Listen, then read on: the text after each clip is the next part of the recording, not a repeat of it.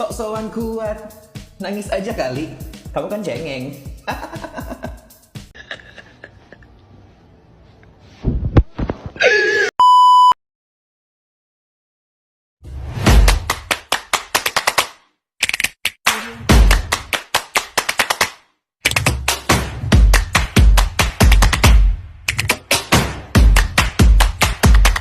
Assalamualaikum warahmatullahi wabarakatuh. Yang terhormat dosen pengampu Bapak Alirmansyah SPD MPD dengan mata kuliah Konsep Dasar Pendidikan Kewarganegaraan. Saya Evania Indriani dengan NIM A1D1240030 dari ruang R001. Program Studi Pendidikan Guru Sekolah Dasar Fakultas Keguruan dan Ilmu Pendidikan Universitas Jambi. Di sini saya akan membahas materi pertemuan 3, yaitu konsep dasar Pancasila di sekolah dasar. Sebelumnya, apa itu Pancasila? Pancasila merupakan ideologi dan dasar negara Republik Indonesia yang memiliki peran penting dalam membentuk jati diri serta karakter bangsa. Pancasila merupakan pandangan hidup bangsa Indonesia yang mengandung nilai-nilai luhur yang harus ditanamkan sejak dini kepada generasi muda, terutama melalui pendidikan. Yang pertama ada sejarah Pancasila. Di Indonesia, setiap tanggal 1 Juni 1945 diperingati sebagai hari lahirnya Pancasila yang merujuk pada pidato yang dilakukan oleh Presiden pertama Indonesia, yaitu Bapak Insinyur Soekarno pada tanggal 1 Juni 1945. Dalam sidang Dokuritsu Junbica Sakai atau BPUPKI, Badan Penyelidik Usaha Persiapan Kemerdekaan Indonesia. Pancasila sebagai ideologi bagi negara Indonesia. Secara bahasa, nama Pancasila berasal dari dua kata bahasa Sanskerta, yaitu panca dan sila. Panca yang berarti 5 dan sila yang berarti asas atau prinsip. Apabila diartikan secara bahasa, Pancasila menjadi rumusan dan pedoman kehidupan berbangsa dan bernegara bagi seluruh rakyat Indonesia. Sebelum kita mengetahui sejarah lahirnya Pancasila, ada 5 sila Pancasila yang tercantum dalam alinea keempat pembukaan Undang-Undang Dasar 1945. Yang pertama, sila ketuhanan yang Maha Esa. Yang kedua, kemanusiaan yang adil dan beradab. Yang ketiga, persatuan Indonesia. Keempat, kerakyatan yang dipimpin oleh hikmat, kebijaksanaan dalam permusyawaratan perwakilan. Dan yang kelima, keadilan sosial bagi seluruh rakyat Indonesia. Sejarah Pancasila ini berawal dari kekalahan Jepang pada saat Perang Pasifik.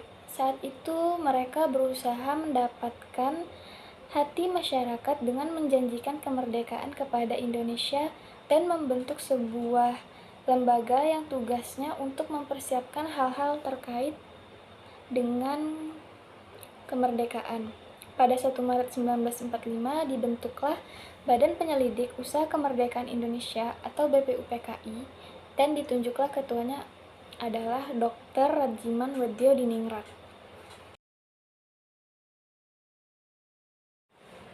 Yang kedua adalah makna dan simbol Pancasila.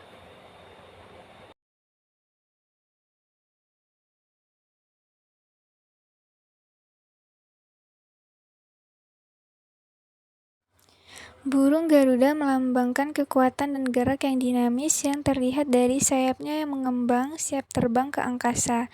Dengan sayapnya yang mengembang siap terbang ke angkasa, melambangkan dinamika dan semangat untuk menjunjung tinggi nama baik bangsa dan negara Indonesia. Cengkraman kaki burung Garuda.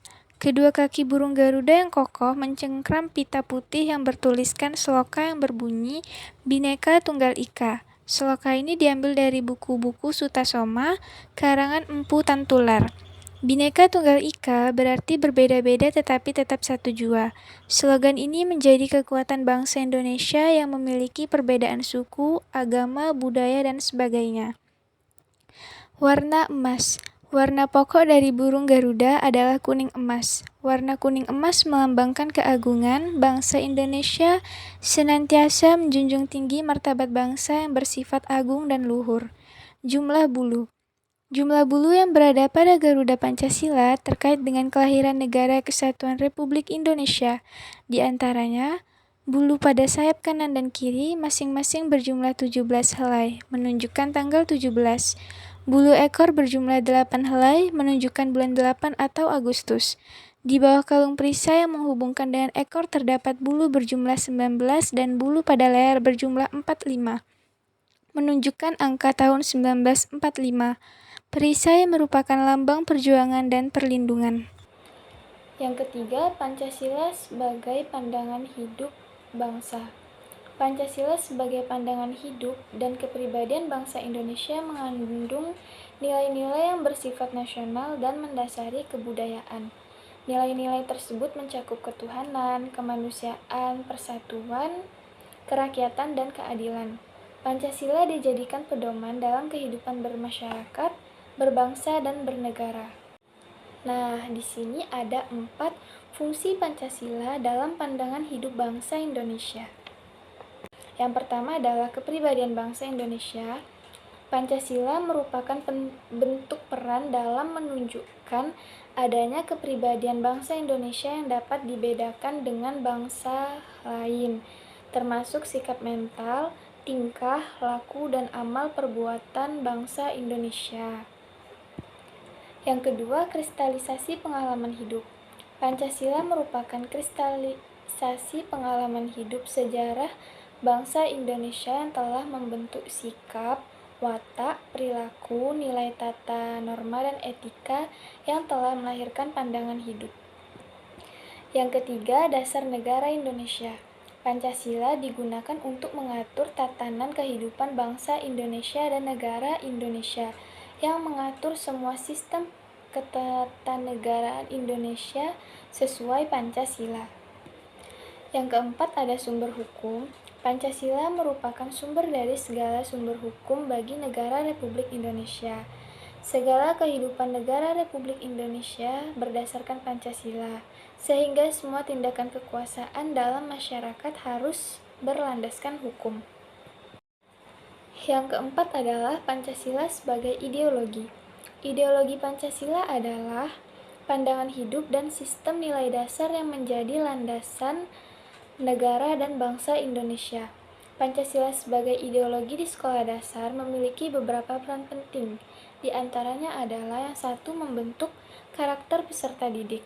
Pancasila menjadi acuan dalam pelaksanaan pembelajaran di sekolah dasar untuk membentuk peserta didik yang berkarakter baik, bertanggung jawab, bermoral, dan beretika. Yang kedua, menanamkan nilai-nilai Pancasila. Penerapan nilai-nilai Pancasila tidak hanya sekedar menguasai materi, tetapi diharapkan peserta didik juga dapat menanamkan nilai-nilai Pancasila dalam kehidupan sehari-hari. Yang ketiga, menumbuhkan jiwa nasionalisme.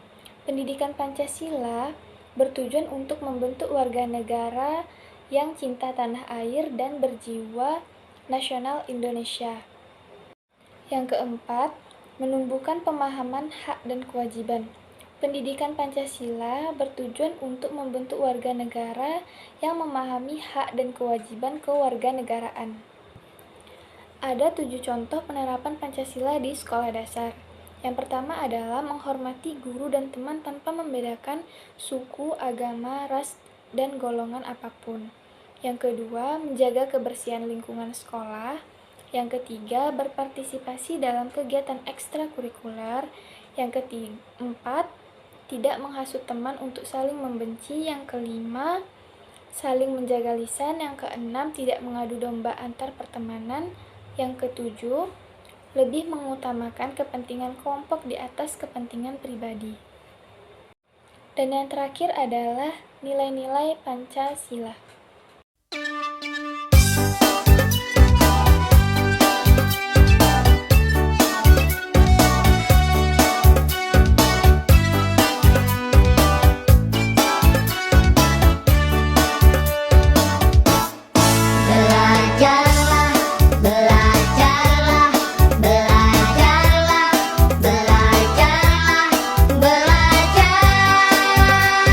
Sampai kau pintar.